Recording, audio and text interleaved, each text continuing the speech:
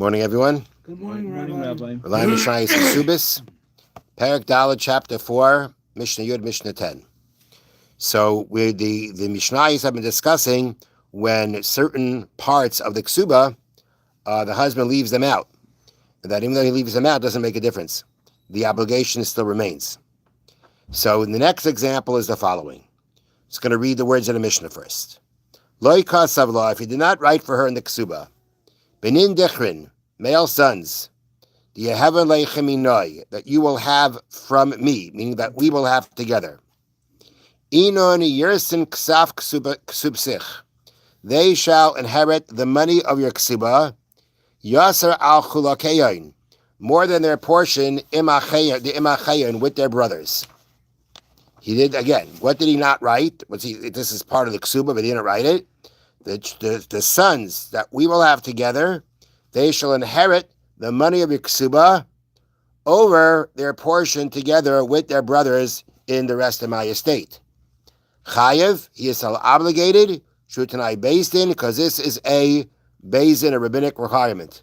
That even without writing it into the ksuba, it is a standard obligation that every husband has to his wife. Okay, so now, what's going on here? So I'm going to read to you from the notes.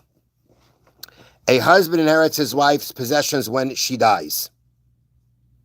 These possessions include everything recorded in the ksuba, namely, the items she brought into their marriage as a dowry, the standard ksuba payment, and the additional ksuba payments.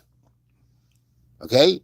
That means when he inherits her, he inherits the property she brought into the marriage, the money that would have been paid to her, excuse me, the money that would have been paid to her, which is her ksuba, and the standard, 100 zuz or 200 zuz, and then there's additional things that are added into the ksuba.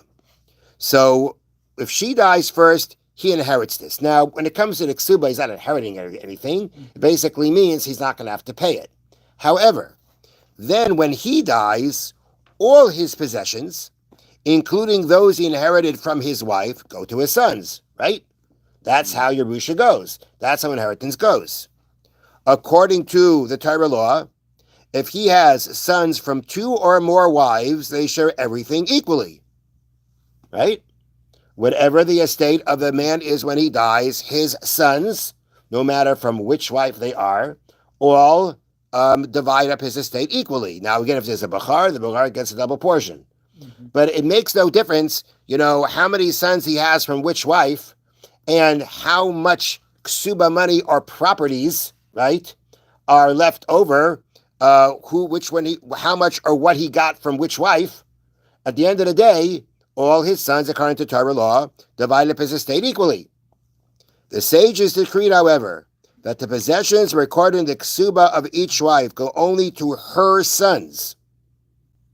Thus, if one wife had a larger ksuba or fewer sons than another wife, her sons inherit a larger share of the estate than the sons of the other wife. Basically, they first get what was recorded in their mother's ksuba. They get that. It is not divided up equally. They divide it. They get it. So here they give it for example. A man has 2 wives, both of whom bear him 1 son.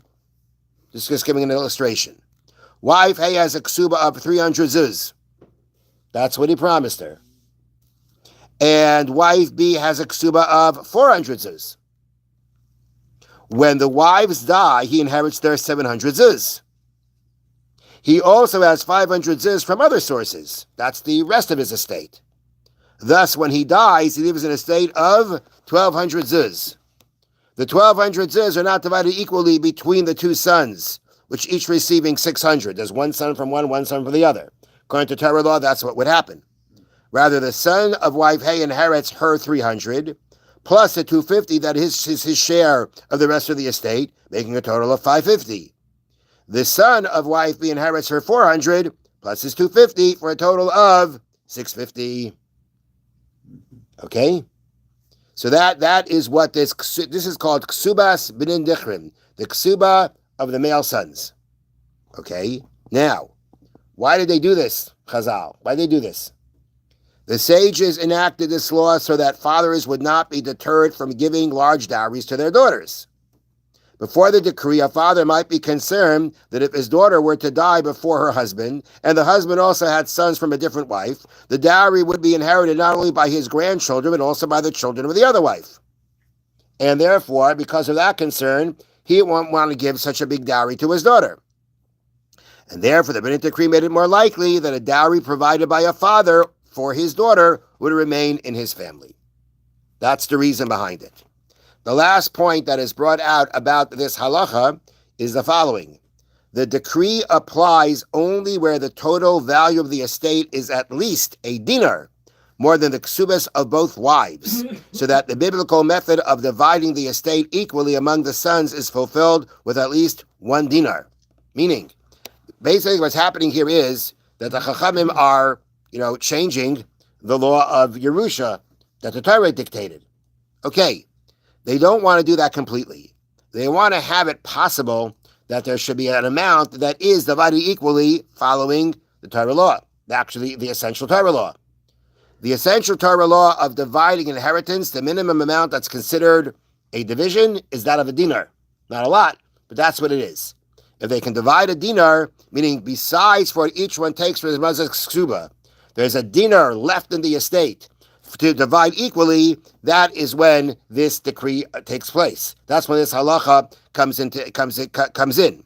However, if let's say if we just divide, if each one takes their mother's ksuba, there'll be nothing left to divide equally, then it doesn't apply, and the whole estate is divided equally.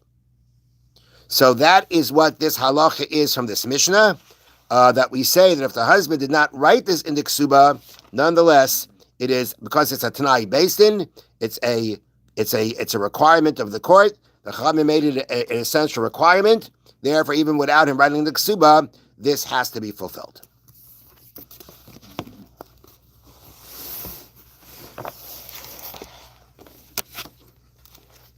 All right. Now, even though this is a big mitzvah and it's included in bringing peace, one should not be too quick to say that to relate this, meaning to relate to someone about this person not to be a partner with him.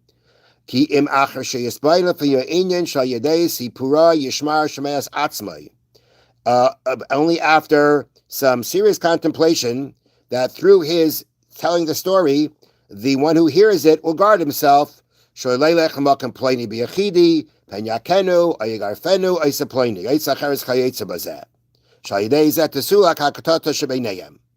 What's happening here is just to remind ourselves, is you're trying to, that you heard someone say that he wants Reuben heard Shimon say that he wants to harm Levi in some kind of way. And now you're letting Levi know about that. So although by warning Levi about that so that Levi should avoid any kind of circumstance like that, it's avoiding any kind of, conflict between them.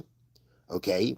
What the Chofetz Chaim is saying is that, that you have to make sure that when you tell this, that when Shimon tells this to Levi, that he's going to heed the warning and make sure not to be embarrassed or attacked by this guy. And this will avoid any kind of further conflict between them. But you got to think it out well whether this is going to actually happen. Because it can happen often that when you tell someone that so-and-so wants to embarrass you, so he's going to say, oh yeah, that's what he wants to do. That'll make him even angry at the person. And he'll actually, intentionally go and instigate a quarrel with him. This could cause even greater conflict between them. Therefore, one has to really contemplate well how to deal with rectifying this situation. He's got to think, is this going to actually, by me telling him to protect himself, is that going to protect him and prevent any future conflict? Or is it only going to, instigate him and anger him more, and that the conflict will get even worse? So someone has to, a person, before they go and tell the person about that, someone wants to harm them, they have to think, they have to really consider well whether telling a person is really going to avoid conflict, it's going to solve the problem, and if not, to try to figure out some other way of making sure that this doesn't happen. Have a wonderful day. Thank you, Rabbi. Thank you, Rabbi.